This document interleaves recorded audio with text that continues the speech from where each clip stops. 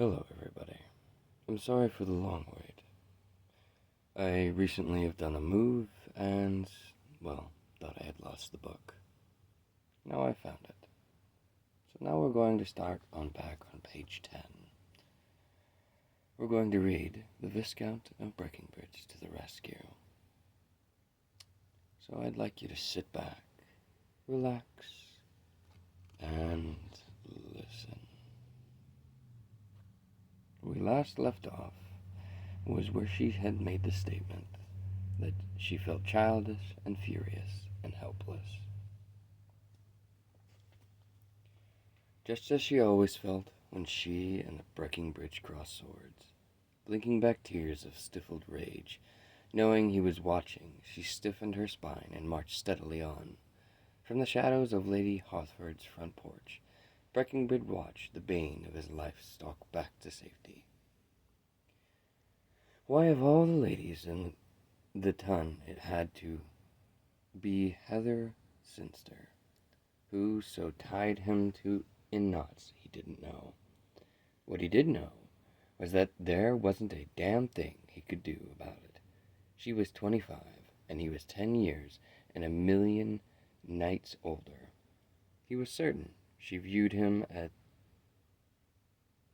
best an inferior, much older cousin, at worst an interfering uncle. Wonderful, he muttered, as he watched her stride fearlessly along.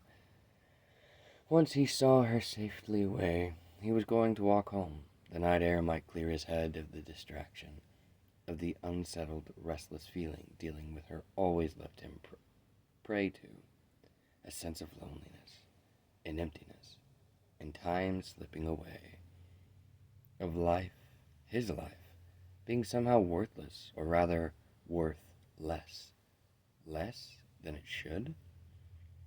He truly didn't, want to think about her. There were ladies among the crowd inside who would fight to provide him with diversion, and he'd long ago learned the value of their smiles, their pleasured sighs, fleeting, meaningless, illusory connections.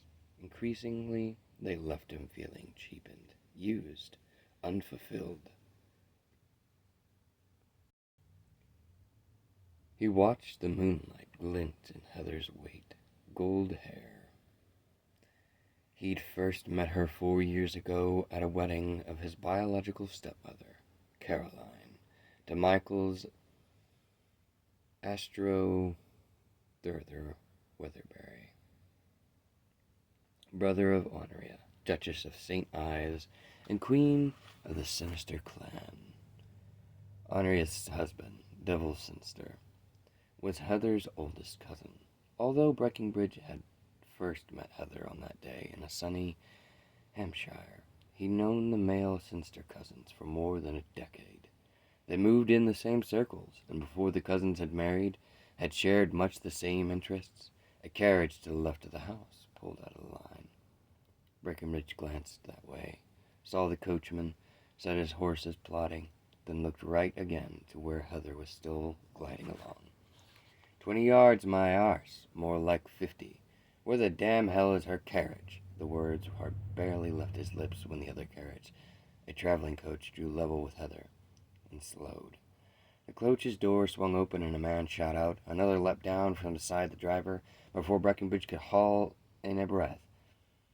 The bear had slipped past the carriage's lining and pavement and grabbed Heather. Smothering her shocked cries, they hoisted her up, carried her to the coach, and handled her inside. "Hey!" Breckenridge shouted, was echoed by a coachman a few carriages down the line, but the men were already tumbling through the coach door, and a coachman whipped up his horse.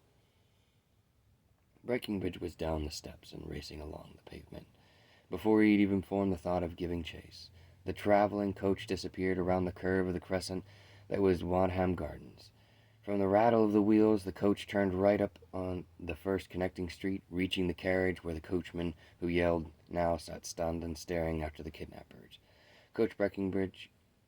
Kidnapper's coach. Breckenridge climbed up and grabbed the reins. "Let me. I'm a friend of the family. We're going after her."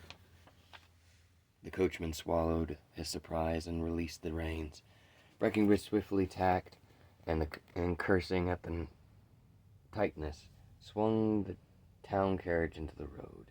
The instant the conveyance was free of the line, he whipped up the horses.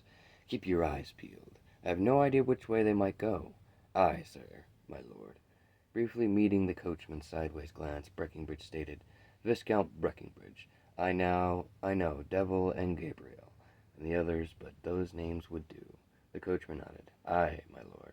Turning, he called back to the groom, hanging on behind, "James, you watch left and I'll watch right. If we miss seeing them, you'll need to hop down on the next corner and look." Breckenridge concentrated on the horse. Luckily, there was a little other traffic. He made the turn into the same street the coach had taken. All three of them immediately looked ahead. Light from numerous street flares scarcely illuminating the odd-angled four-way intersection ahead. "There!" came a call from behind. "That's them, turning left into the bigger street." Breckenridge gave the thanks for James's sharp eyes. He'd only just glimpsed the back of the coach himself, urging the horses on quickly as he dared. They reached the intersection and made the turn just in time to see the coach turn right into the next intersection. "Oh," the coach said.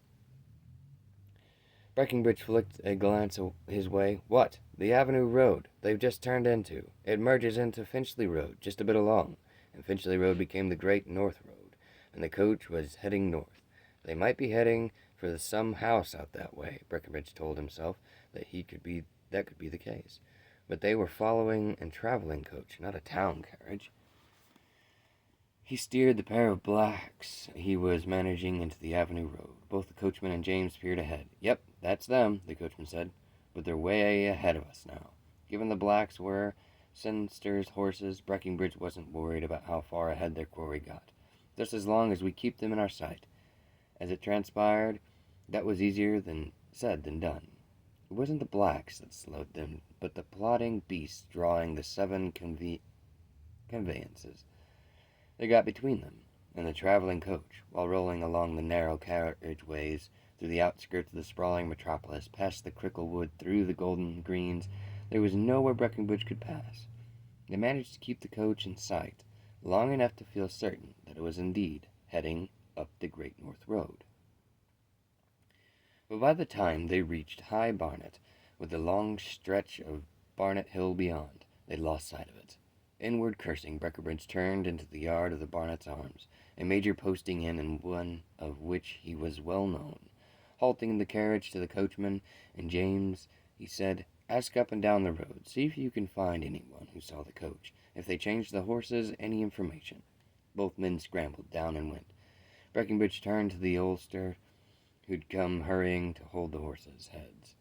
"I need a curricle with your best pair. Where's your master?" Half an hour later, he parted from the coachman and James. They found several people who'd seen the coach, which had stopped briefly to change horses in the Scepter and Crown. The coach had continued north along the highway. "Here," Breckenridge handed the coachman a note. He scribbled while he waited for them to return. "Give that to Lord Martin, as soon as you can." Lord Martin Sinister was Heather's father. If you have any reason he's not available, get to one of Miss Sinister's brothers, or failing them, to St. Ives. Breckenridge knew Devil was in town, but he was less certain of the others' whereabouts. "Aye, my lord." The coachman took the note, raised a hand in a salute. "And good luck to you, sir. Hope you catch up with those blackguards right quick." Breckenridge hoped so, too. He watched the pair climb up into the box seat of the town carriage. The instant they turned it out of the yard, heading back to London, he strode to the sleek phaeton waiting on one side. A pair of greys the innkeepers rarely allowed to be hired for anyone danced between the shafts. 2 nervous oistlers held the horses' heads. "Right, frisky they are, my lord." The head ostler followed him over. "They haven't been out in an age. Keep telling the boss he'd be better off letting 'em out for a run now and then." "I'll manage." Breckenridge swung up to the phaeton's high box seat. He needed speed, and the combination of the phaeton and high-bred horses promised that. Taking the reins, he tensed them, tested the horses' mouths, and then nodded to the ostler. "Let 'em go." The ostler did, leaping back on the horses' surge. Breckenridge reined in the pair, and only enough to take the turn out of the yard. Then he let them have their heads up Barnet Hill and on along the Great North Road. For a while, managing the horses absorbed all of his attention, but once they settled, were bowling along, the steady rhythm of their hooves eating the miles, while, without traffic to get in their way, he could spare sufficient attention to think. To give thanks the night wasn't freezing, given he was still in his evening clothes. They grappled with the realization that if he hadn't insisted Heather leave Lady Hathford Villa, hadn't allowed her to walk to the 50 yards pavement to her carriage along, she wouldn't have been in the hands of an unknown assailant, wouldn't have been subjected to whatever indignance they'd already visited on her. They would pay, of course. He ensured that, but that in no way mitigated the sense of horror and overwhelming guilt that it would do to his actions. She was now in danger. He intended to protect her instead. Jaw clenched, teeth gritted, he kept his eyes on the road and raced on. Her captors left Heather trussed and gagged until they were some ways of the Barnet and bowling along on an empty stretch of road. The instant they bundled her into the carriage outside Lady Hatford, they'd wrapped a strip of line about her face, efficiently gagging her, and had swiftly tied her hands, then her feet, when she tried to kick them. There hadn't been just the two men. A woman, large and strong, had been waiting in the carriage with the gag held, ready. Once Heather had been silenced and her limbs secured, they'd sat her on the forward-facing seat, next to the woman, and both men had sat opposite. One had told her to calm herself and just wait quietly. All would soon be revealed. That promise, and the fact that they'd made no attempt whatever to harm her. Indeed, they hadn't even threatened her in any way, had given her pause, enough to realize that she had no real choice, so she might as well do as they asked. That hadn't stopped her thinking or imagining. Neither activity had gotten her very far. She knew so little, nothing beyond that there were 3 of them plus the coachman on the box, and they were taking her north, out of London.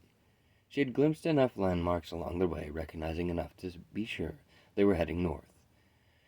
They were on the Great North Road, when the thinner of the men, at the taller end of the medium height, the decidedly wiry, with curly, mousy brown hair and sharply featured face, said, "If you're willing to be reasonable and behave, we'll untie you. We're in a long, lonely stretch, and we'll be slowing for a good long while. No one about to hear you if you yell and scream. If you manage to get out of the door at this speed, you'll likely break a leg. If not, your neck. So if you're willing to be quiet and just sit and listen, we can untie you and explain what's going on, how things are, and how things are going to be. So," he raised his brows at her, "what is it to be?" In the dimness with the carriage, she couldn't truly see his eyes, but she looked direction and nodded. "Smart girl," the wiry one said. The comment held no sarcasm. "He did say you'd be clever." He? Who? She watched as the wiry man seated opposite bent, reaching for her feet, then stopped. He flicked a glance at the woman beside her. "Best you untie her feet," straightening. He reached for the cords binding Heather's wrists. Puzzled, she glanced at the woman, who huffed, then lumbered off the seat and crouched between the benches. She reached beneath Heather's silk skirts, and the linen strip wound about her ankles. While they worked to loosen the bonds, Heather realized they'd been mindful of her modesty, as mindful as she'd allowed them to be. She hadn't imagined kidnappers would be so gentlemanly. Once her feet were free, the woman settled back beside her. "The gag, too?" the woman asked, wiry one. His gaze on Heather, he nodded. We're to allow her as much comfort as possible, so unless she's sillier than we all think, no need to keep it on." Heather turned her head, allowing the woman access to the knot at the back of her skull. When the linen fell from her face, she moistened her lips, worked her jaw, and felt a great deal better. She looked at the wiry one. "Who are you, and who sent you?" He grinned, a flash of white teeth in the shadows. "Ah, now you're getting a trifle ahead of us there, miss. I think perhaps I'd better first explain that we were sent to fetch one of the Sinister sisters, you or one of the others. We've been watching you all for more than a week, but none of you go anywhere without others about. Not until tonight, that is. Wiry, Heather, decided to call him that, half bowed. We're obligated to you for that. We started thinking we'd have to arrange something drastic to get one of you on your lonesome. Howsoever, now we have you. It's best you realize that no attempt to escape is likely to succeed. No one will help you, because we've a story that accounts for us taking you, and whatever you do or say, whatever protest you make, are only going to make our story seem more real and truthful to others. What's this story? She asked. Wiry had an air of quiet competence about him. He didn't seem the sort to make foolish declarations. Just her luck to be abducted by kidnappers who could think. As to confirm her suspicion, Wiry smiled. His satisfaction resonated in his voice. It's simple enough, tale. We've been sent by your guardian to fetch you back to him. Ran away to a wicked London, you did. Escaped from a strict household. So he sent us to find you and take you back. And, pausing dramatically, Wiry drew a folded sheet of paper from his pocket and waved it. This is his authority for us to do whatever we need to do to hold you and transport you back to him. She frowned at the paper. My father's my guardian, and he gave you no such permission. Ah, but you're not Miss Sinister, are you? You're Miss Wallace, and your guardian, Sir Humphrey, is much anxious to get you back home where you belong. Where's my home? She hoped he might say where they were taking her, but Wiry only smiled. You know it well, of course. No need for us to tell you. She fell silent, mentally reviewing their plan, seeking a possible way she might sculpture it. But she carried nothing that would prove who she was. Her only hope, one she wasn't about to voice, was a chance meeting with someone who knew her by sight. Unfortunately, the likelihood of that happening in this country in late March, with the season just starting in London, wasn't all that high. She glanced at the woman beside her, as if sensing the question in her mind.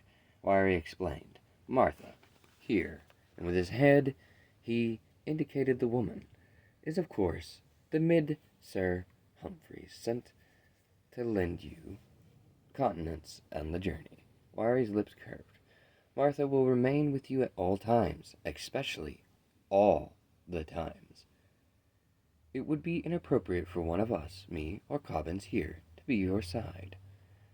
Deciding that the moment is behooved her to, as Wiry had put it, to behave, Heather inclined her head, first to the woman alongside her, Martha, and then to the barrel-chested man shorter than Wiry, but of heavier build, who remained quiet, seated far corner of the coach. Cobbins. She turned her gaze to Wiry. And you are? He smiled. You may call me Fletcher, Miss Wallace. Heather thought of a few other effigies she might call him, but she merely inclined her head. Settling on the seat, she leaned her head back against the squabs and ventured nothing more.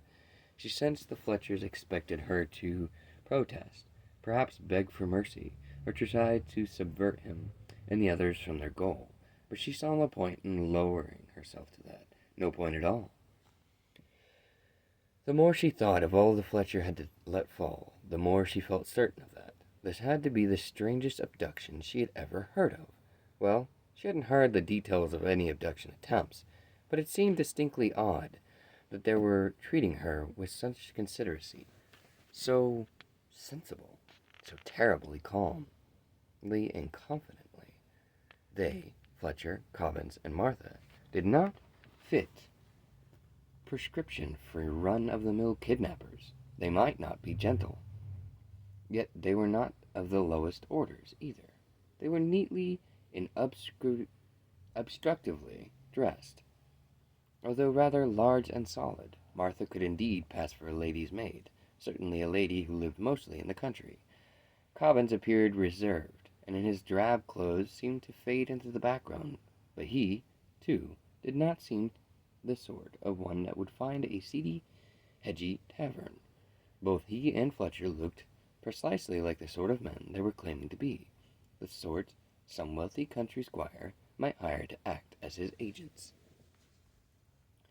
Whoever had sent them to London had prepared them well. Their plan was both simple, and in the situation which she now found herself, well nigh impossible to counter. That didn't mean she wouldn't escape. She would somehow. But before she did, she needed to learn more about the most puzzling aspect of the strange kidnapping. They'd been sent to abduct, not her specifically, but one of the Sinister sisters, her, Eliza, or Angelica, and possibly her cousins, Henrietta and Mary also, Sinister sisters. She couldn't imagine what reason anyone would have for doing so other than a simple demand for ransom, but if that were the case, why take her out of London? Why take her off to some other man? She thought back, recessed, but couldn't shake the impression that all Fletcher had revealed was true. The trio were fetching her for some employer. Hire 3 people of the trio's ilk, and a coachman, and a coach and 4, and they'd be watching her, and the others, for over a week. None of that sounded like a straightforward, opportunistic kidnapping for ransom. But if not ransom, what was behind this? And if she escaped without learning the answer, would she and the others still remain under threat? They had fresh horses put in a high barnet, and so rattled on past Welham Green and through Wyland. Eventually the carriage slowed, and they entered a small town. Fletcher leaned forward and looked out of the window. Kevinworth, sitting back. He studied Heather. We're going to stop here for the night. Are you going to be sensible and keep your mouth shut, or do we need to restrain you and tell the landlord our tale? And if they did, if her family came searching for her, as she knew they would, Henry, their old coachman, would have alerted the household by now. Then, having heard she was Miss Wallace, the landlord and his staff might not mention her. Eyes on Fletcher, she lifted her chin. I'll behave. He smiled, but encouragingly rather than victoriously. That's the ticket. Heather inwardly sighed. Fletcher lacked the smugness proved he was intelligent, despite his story. If she'd been prepared to throw a screaming tantrum, she might have been able to have the local constable summoned. Might have been able to convince him to hold her while he checked her story against her captors. Unfortunately, her reputation wouldn't easily withstand being so publicly found in kidnappers' hands. Martha notwithstanding, especially after she had then very evening, the unspoken declaration implied by stepping into the racy world of Lady Hedford's saloon. But above that and beyond all else, while she remained quiet and played the role they planned for her, she wasn't, as far as she could see, under any real threat, and wouldn't be until they reached their employer. Until then, she would put her mind to a fretting out and lay behind this very strange kidnapping, and then she'd use her wits and escape. Chapter 2, which we will leave for next time. I know, I'm sorry, but we have to. Now, my friends, it's sad to say, but it is time for me to be off. So as they say in other countries, au revoir, at Wiedersehen, and ciao. Good night and good day.